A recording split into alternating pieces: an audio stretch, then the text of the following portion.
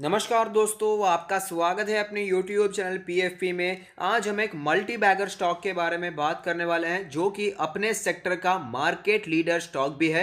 Generally जब भी हम मार्केट लीडर स्टॉक के बारे में बात करें तो वो लार्ज कैप कंपनी से दिखाई देती है, लेकिन ये कंपनी एक स्मॉल कैप कैटेगरी से बिलोंग करती है और अपने सेक्टर में शानदार कामकाज है। तो ऐसे में क्या इन्वेस्ट करना बनता है या नहीं, उसके बारे में चर्चा करेंगे। लेकिन उससे पहले अगर आपने चैनल को सब्सक्राइब नहीं किया है तो प्लीज़ सब्सक्राइब कीजिए। कुछ बेहतर जानना चाहते हैं, कुछ बेहतर सीखना चाहते हैं, स्विंग ट्रेडिंग के रिकमेंडेशन पाना चाहते हैं तो एज अ मेंबर हमें ज्वाइन करने के बारे में सोच सकते हैं।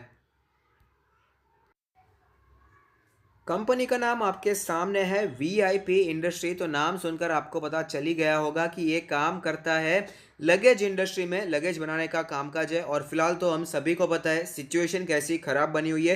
टूरिज्म सेक्टर बहुत ही बैडली इम्पैक्ट होता हुआ नजर आया और टूरिज्म से रिलेटेड जितने भी स्टॉक्स थे, जितने भी सेक्टर थे, वहां पर भी हमें बहुत ही बुरा इम्पैक्ट पड़ता हुआ नजर आया था। और ऑफकोर्स लगेज इंडस्ट्री बहुत ही जुड़ा हुआ है टूरिज्म से, तो वहां पर भी बुरा इम्पैक्ट हमें देखने को मिला। लेकिन रिवाइवल के संकेत हमें दिखाई दे रहे हैं। इसके क्वार्टर 3 के रिजल्ट्स आ चुके हैं और अच्छे संकेत हमें यहाँ पर दिखाई दे रहे हैं। तो हम इसके कॉन्सोलिडेटेड फाइनेंशियल रिजल्ट देखने वाले हैं जहां पर सारे फिगर्स रुपीज इन करोड़ में दिए गए हैं। सबसे पहले अगर बात करें टोटल इनकम के बारे में तो इस क्वार्टर में टोटल इनकम बनकर आती है 242 करोड़ की, जो कि पिछले साल 432 करोड़ की थी। तो ऑफकोर्स यहाँ per year on year basis पे परफॉर्मेंस नीचे ही जा रहा है, उसमें कोई भी डाउट नहीं है। लेकिन अगर आप इसे पिछले क्वार्टर से कंपेयर करते हैं तो आप देख पाएंगे 107 करोड़ का टोटल रेवेन्यू था, जो कि डबल से भी ज्यादा हो चुका है। तो हर एक क्वार्टर में रिवाइवल के संकेत हमें स्ट्रांग होते हुए नजर आते हैं। पिछले क्वार्टर में जितना टूरिज्म हमें जोरों शोरों में जलता हुआ नजर आता था, उससे कई ज्यादा जोरों शोरों में फिलहाल हमें दिखाई दे रहा है और यहाँ पर रिवाइवल के संकेत हमें दिखाई दे रहे हैं, जो कि ऑफकोर्स एक अच्छी बात है। टोटल एक्सपेंसेस के बारे में बात करें तो 250 करोड़ के एक्सपेंसेस दिखाई दे रहे हैं, जो कि ईयर ऑन ईयर बेसिस के हिसाब से तो नीचे है क्योंकि बिजनेस भी कम है। लेकिन अगर बात करें क्वार्टर ऑन क्वार्टर बेसिस के हिसाब से तो एक्सपेंसेस यहाँ पर हमें बढ़ते हुए नजर आते हैं। तो ऑफकोर्स यहाँ पर एक्सपेंसेस ज्यादा दिखाई दे रहे हैं, इनकम से ज्यादा खर्चा हो रहा है, तो इसीलिए यहाँ पर हमें लॉस भी देखने को मिल जाता है। प्रॉफिट बिफोर टैक्स जो दिखाई दे रहा है वो प्रॉफिट तो है ही नहीं, यहाँ पर हमें लॉस दिखाई दे रहा है। 8 करोड़ का लॉस हमें दिखाई देता है, जो कि ऑफकोर्स एक अच्छी बात नहीं है। पिछले साल 42 करोड़ का प्रॉफिट था, जो कि फिलहाल 8 करोड़ का लॉस हो चुका है। लेकिन अगर इसे पिछले क्वार्टर के हिसाब से आप कंपेयर करते हैं तो आपको पता चलता है 43 करोड़ का लॉस था पिछले क्वार्टर में और अच्छा इंप्रूवमेंट देखने को मिला। लॉस बहुत ही कम होकर 8 करोड़ होता हुआ नजर आता है। अगर ऐसे ही हमें सिचुएशन बनती हुई नजर आएगी तो नेक्स्ट क्वार्टर में हमें यहाँ पर प्रॉफिट भी दिखाई दे सकता है। अब बात करें नेट प्रॉफिट के बारे में तो नेट प्रॉफिट की जगह नेट लॉस ही देखने को मिल रहा है। 7 करोड़ का नेट लॉस है, जो कि पिछले साल 34 करोड़ का नेट प्रॉफिट था। तो situation of course year on year basis पे बुरी है, बिजनेस बहुत ही इंपैक्ट हुआ है, लेकिन बिजनेस में रिवाइवल देखने को मिल रहा है। 35 करोड़ का लॉस था, जो कि फिलहाल सिर्फ 7 करोड़ का हो चुका है। तो अच्छे संकेत हमें यहाँ पर वीआईपी इंडस्ट्रीज में बनकर आते हैं, क्योंकि टूरिज्म हमें अच्छा वापस रीओपन होता हुआ नजर आ रहा है। वैक्सीनेशन काफी ज्यादा होता हुआ नजर आ रहा है, कोविड के केसेस काफी कम हो रहे हैं, लोग वापस घूमना शुरू कर रहे हैं और इसी के कारण वीआईपी इंडस्ट्रीज का जो बिजनेस है वो भी ऑन ट्रैक आता हुआ नजर आता है, जो कि ऑफकोर्स काफी अच्छी बात हमें बनकर आती है। स्टॉक के बारे में बात करें तो ये एक स्मॉल कैप कंपनी है। 5000 करोड़ की मार्केट कैप है। 361 रुपीज़ का लास्ट रेट प्राइस है, जो कि 3% ऊपर दिखाई दिया है। रिटर्न्स के प्रोफाइल के बारे में बात करें तो 1 मंथ में जो रिटर्न्स देखने को मिल रहे हैं 4% के करेक्शन पे स्टॉक अवेलेबल है। एक साल के बारे में बात करें तो 22% के करेक्शन पे स्टॉक हमें अवेलेबल दिखाई देता है। लेकिन अगर बात करें लॉन्ग टर्म के रिटर्न्स के बारे में तो इतनी भारी गिरावट के बावजूद 650 के लेवल से 360 के लेवल पर आने के बावजूद इसने 5 साल में 272% के शानदार रिटर्न स्टॉक ने बना कर दिए हैं।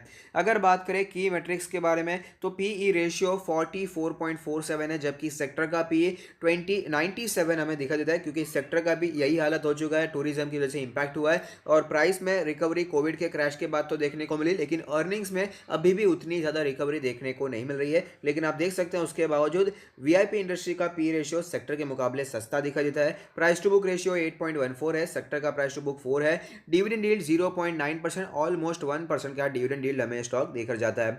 अगर बात करें कंपनी के फाइनेंशियल ट्रेंड के बारे में तो फाइनेंशियल ट्रेंड हमें ऊपर जाता हुआ नजर आ रहा है। 2017 में 1.28 थाउजेंड करोड़ का रेवेन्यू, जो कि बढ़कर 2020 में 1.73 थाउजेंड करोड़ का हो चुका है। प्रॉफिट्स भी लगातार बढ़ रहे हैं। 0.08 थाउजेंड करोड़ का प्रॉफिट था, जो कि बढ़कर 2020 में 0.11 थाउजेंड करोड़ का हो चुका है। अब ये 2020 का डेटा है, लेकिन जब 2021 का का जो फाइनेंशियल ईयर खत्म होगा, जब मार्च 31 खत्म होगा, उसके बाद जब नया डेटा यहाँ पर रिलीज होगा तो उसमें ऑफकोर्स रेवेन्यू में भी भारी गिरावट दिखाई देगी और साथ ही साथ प्रॉफिट में भी भारी गिरावट दिखाई देगी। प्रेफरेबली हमें यहाँ पर लॉस भी देखने को मिल सकता है 2021 के डेटा में। लेकिन फिलहाल सिचुएशन जो है यहाँ पर आगे के सोच रहा है मार्केट में हमें वही तो चलता हुआ नजर आ रहा है। मार्केट जब नीचे थी, लॉकडाउन चला था, उसके बाद ही वापस हमें तेजी शुरू हो चुकी थी। इकोनॉमी की हालत खराब थी, उसके बावजूद मार्केट ऊपर जा रही थी क्योंकि ऑलरेडी सब कुछ फैक्टर इन होता हुआ नजर आया था। और यहाँ पर भी वीआईपी इंडस्ट्रीज में भी हमें कुछ ऐसा ही देखने को मिला। प्राइस में हमें पहले ही कुछ ज़्यादा ही गिरावट देखने को मिल गई थी। 650 500 के आसपास प्री कोविड लेवल पर स्टॉक ट्रेड करता था, लेकिन फिलहाल जब लो बना तो 187 तक स्टॉक हमें आता हुआ नजर आ रहा था और स्लोली स्टॉक हमें ऊपर जाता हुआ भी नजर आ रहा है। आज के डिलीवरी परसेंटेज के बारे में बात करें तो 3 फरवरी 2021 को 43% की स्ट्रांग डिलीवरी देखने को मिल रही है। स्टॉक में हमें क्लियरली पता चलता है कि धीरे धीरे स्टॉक ऊपर जाने की कोशिश कर रहा है। करंट सिचुएशन के बारे में अगर बात करें तो फिलहाल स्टॉक अपने सारे मूविंग एवरेज के ऊपर ट्रेड कर रहा है। इंडिकेटर्स के बारे में बात करें तो मनी फ्लो इंडेक्स का नंबर कैलकुलेट हो रहा था 70.25, जो कि बहुत ही स्ट्रांग दिखाई दे रहा है। प्रेफरेबली हम ये भी कह सकते हैं कि यहाँ पर ओवरबॉट सिचुएशन भी दिखाई दे रही है। आरएसआई का नंबर 56.19 है, जो कि हमें स्ट्रांग होता हुआ नजर आता है। एमएससीडी के क्रॉसओवर्स के बारे में बात करें तो फिलहाल जो क्रॉसओवर बनता हुआ नजर आ रहा है, पूरी तैयारियां बनकर आती है कि यहाँ पर हमें एक बुलिश क्रॉसओवर बनता हुआ नजर आ सकता है। अगर बात करें बॉलिंजर बैंड के बारे में तो बॉलिंजर बैंड का लोअर बैंड 331 का लेवल है, मीडियन है 356 का लेवल, अपर बैंड है 381 का लेवल।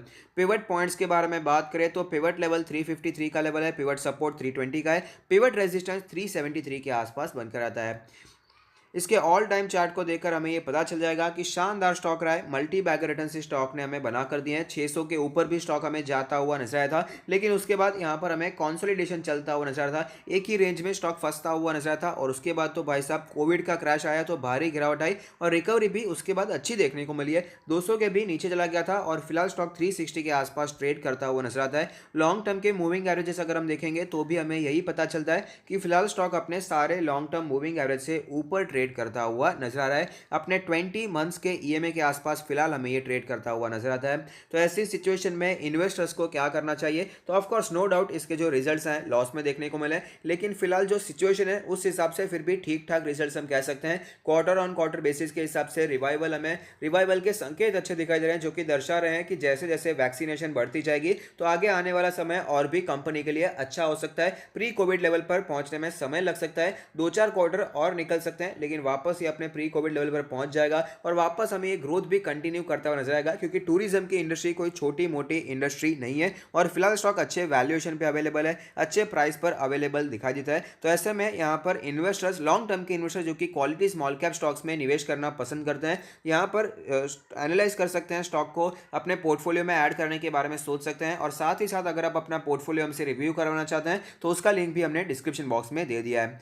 तो यहाँ पर इन्वेस्टर्स ने जिन्होंने ऑलरेडी खरीद कर रखा है, जब हमें मार्केट में क्रैक देखने को मिला था, 3% मार्केट एक ही दिन में गिरती हुई नजर आई थी, तब स्टॉक में भी अच्छी गिरावट आई थी। तो हमने आपको सजेस्ट किया था कि 320 के आसपास, 330 के आसपास स्ट्रॉन्ग सपोर्ट है, तो यहाँ पर खरीदारी की जा सकती है। उसके बाद अच्छी रिकवरी भी देखने को मिली थी। तो अगर आपने वहाँ पर खरीद कर रखा है तो लॉन्ग टर्म के लिए कंटिन्यू कर सकते हैं और एड ऑन डिक्लाइन की स्ट्रैटेजी यहाँ पर अपना सकते हैं, क्योंकि अभी भी ज़्यादा भागा हुआ स्टॉक नहीं है।